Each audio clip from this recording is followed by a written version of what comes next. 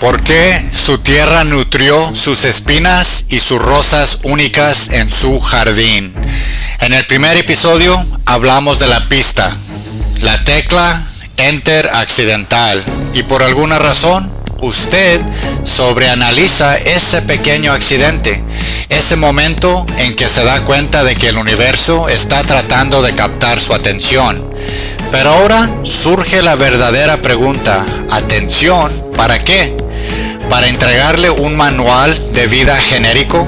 ¿Para darle un mapa que funciona para todos? No, la atención es para que usted finalmente pueda leer el mapa que fue escrito específicamente para usted. Un mapa grabado en la propia trama de su pasado. Un conjunto de herramientas que ha estado construyendo durante toda su vida, muchas veces sin saberlo. No se le entregó un kit estándar, sus luchas, su dolor, sus alegrías peculiares. Esa es su tierra natal en su jardín. No puede desear otro terreno.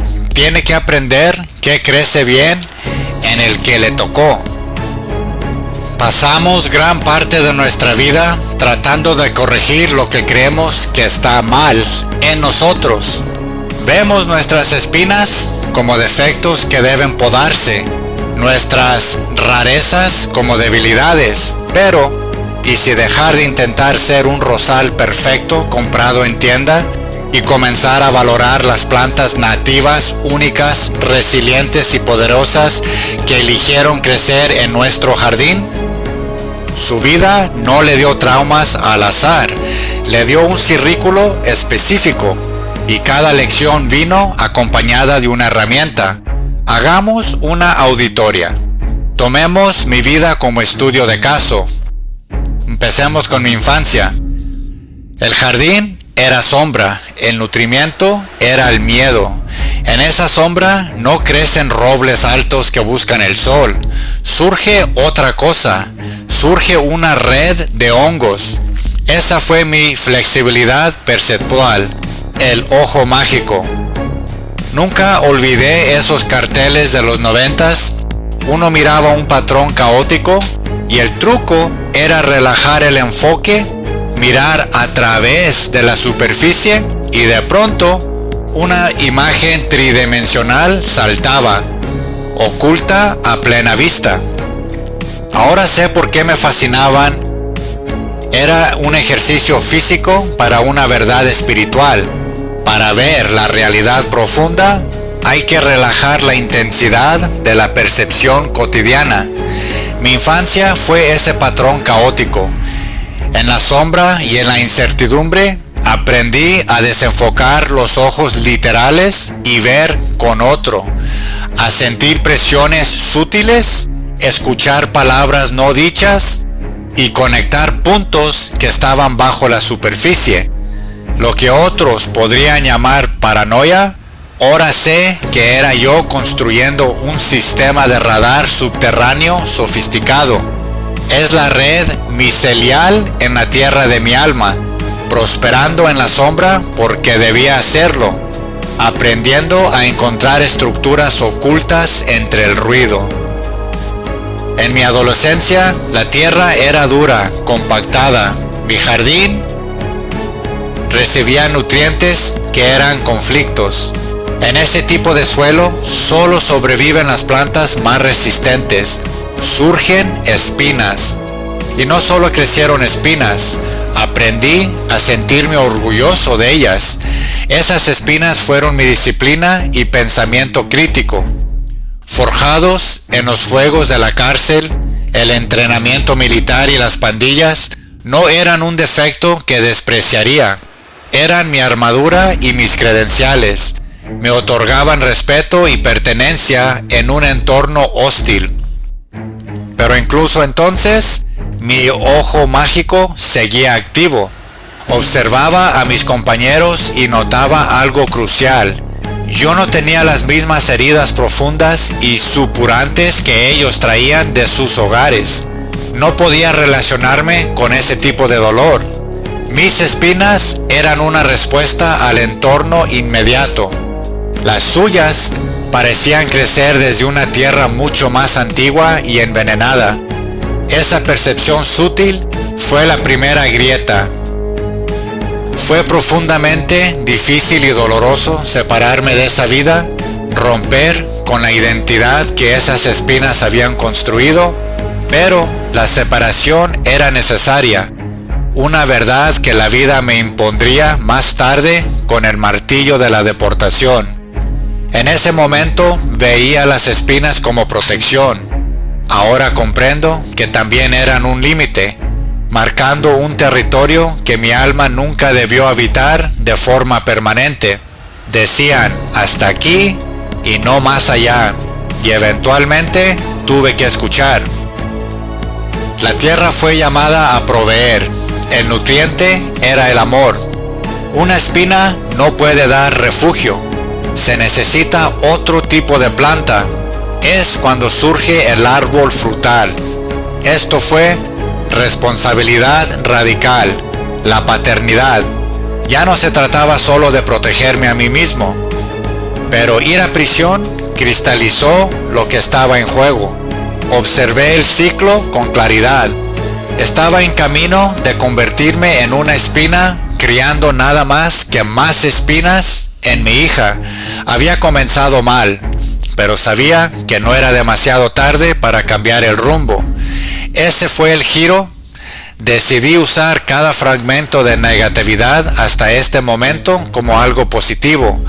No ocultaría mis cicatrices ni mi pasado. En cambio, los usaría como ejemplo vivo. Podía decir, he estado allí, he hecho eso, y le aseguro que no es para nosotros. No es una normalidad que debemos aceptar.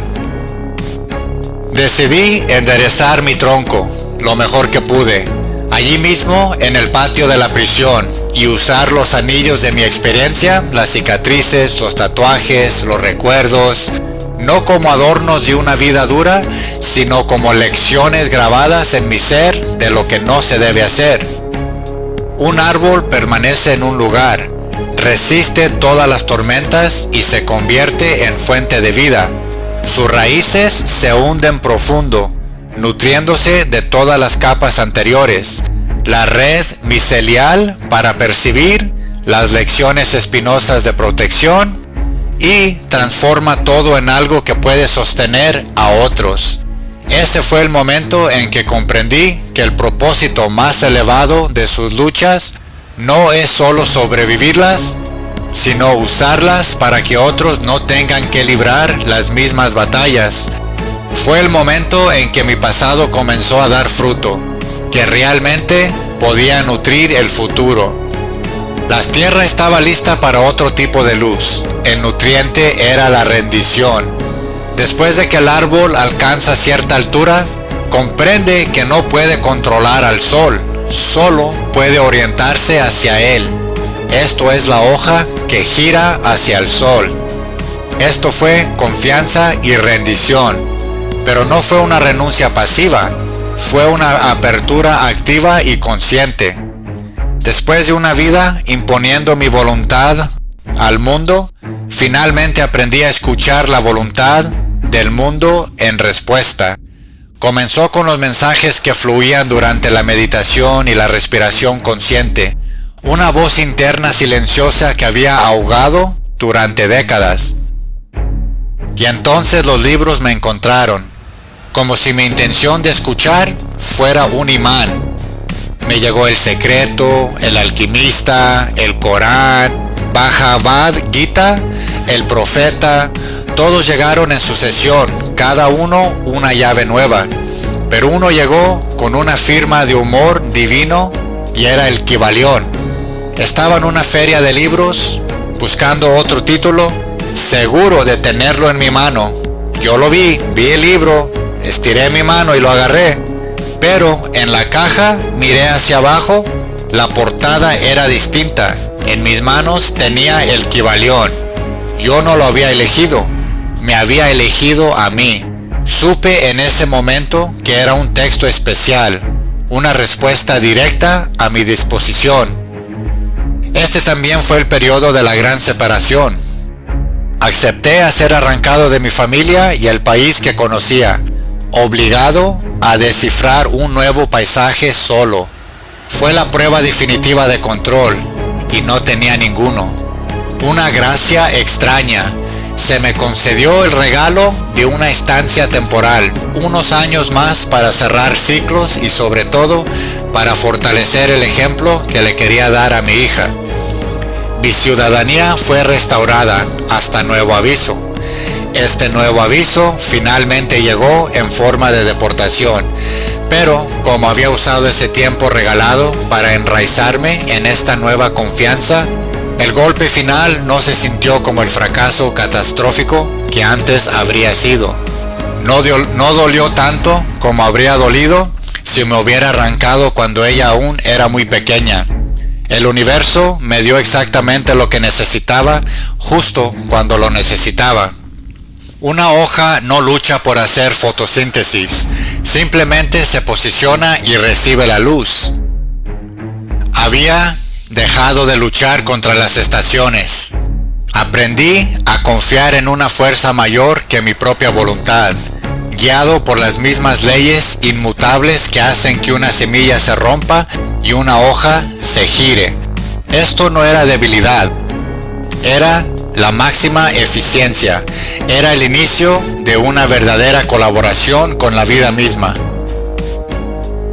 Ahora, mire su propia vida, audite sus herramientas. ¿Qué creció en la sombra de su infancia? ¿Cuál es su red de hongos única? ¿Qué espinas desarrolló para protegerse? ¿Dónde está su fuerza crítica y delimitadora? ¿Qué en su vida le obligó a convertirse en un árbol frutal, capaz de proveer para otros? ¿Y cuándo aprendió finalmente a dejar de luchar contra el sol y simplemente orientarse hacia él? Su dolor, sus privilegios, sus experiencias peculiares no son aleatorios, son su juego de ganzúas único. Aquello que usted pensó que lo descalificaba del juego son precisamente las herramientas especializadas que necesita para jugarlo. El universo no está tratando de darle una vida más fácil, está tratando de darle una suya y lo ha equipado para ello desde el principio. Solo necesita aprender el nombre de sus herramientas y en qué tipo de tierra extraña, hermosa y poderosa fueron diseñadas para crecer. La próxima vez hablaremos de lo que se requiere para usar estas herramientas en el corte más profundo de todos, la separación del sistema huésped, la ruptura de raíz. Eso será el episodio 3, la raíz soberana.